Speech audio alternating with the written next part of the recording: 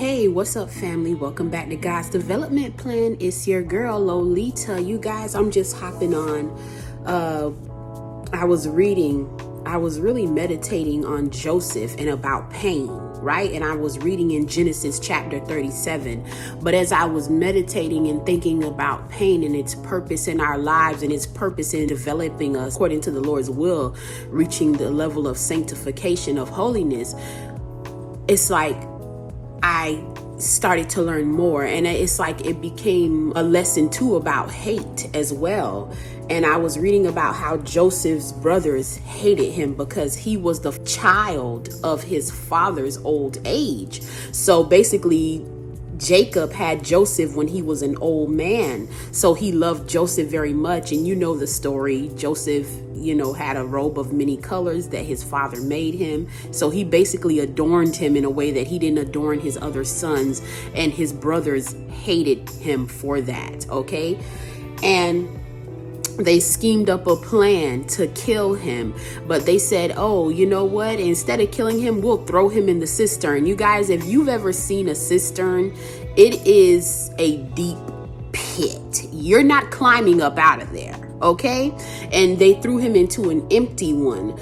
And, one of the brothers was kind of concocting a scheme to throw him in and, hey, he'll die in there, to kind of actually get the other brothers to leave him alone a little bit, like trying to come to the rescue without really coming to the rescue.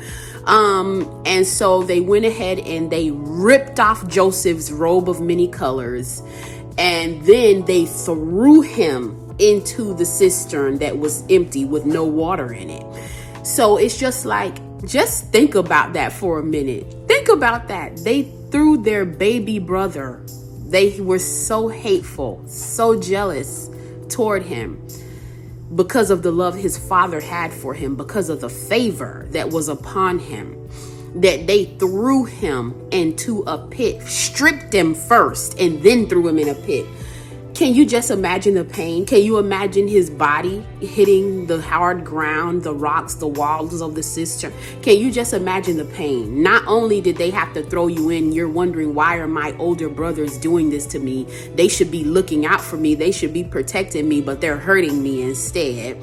And not only did they throw me into this hole in the ground like a piece of trash, they also stripped my clothes off of me first. So they had to humiliate me and then do me physical harm, right? Okay, and put me in a hole where I won't be able to even climb out. There is no rescue, okay?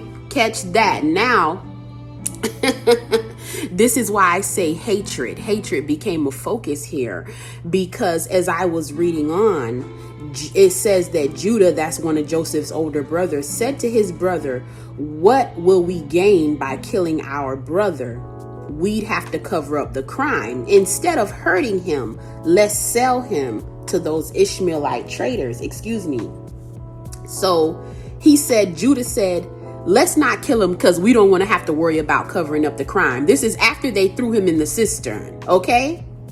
Catch it now.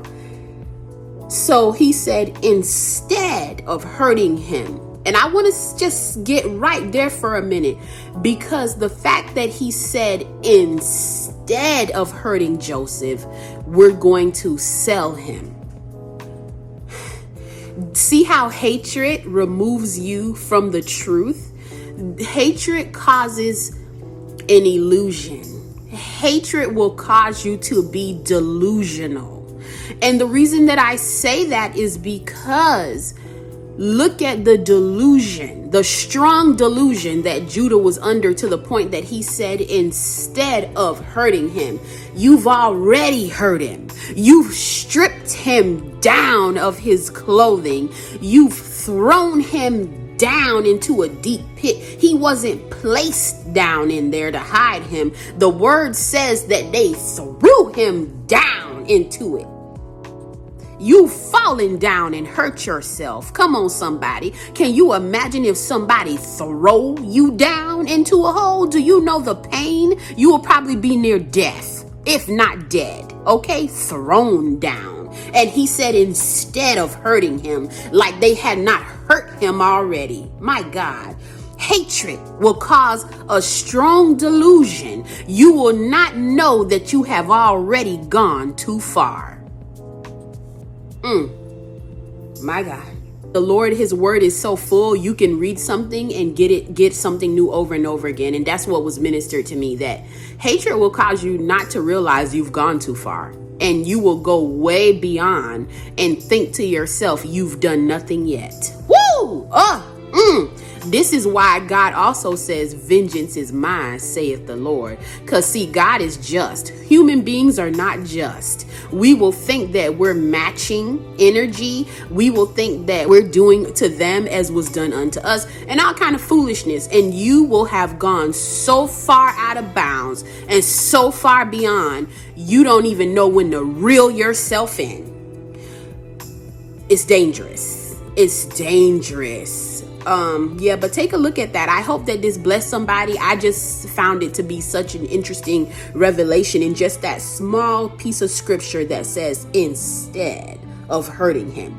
Instead is almost to say, as opposed to doing this, we'll do that. Meaning that you must not have done the other thing yet, right?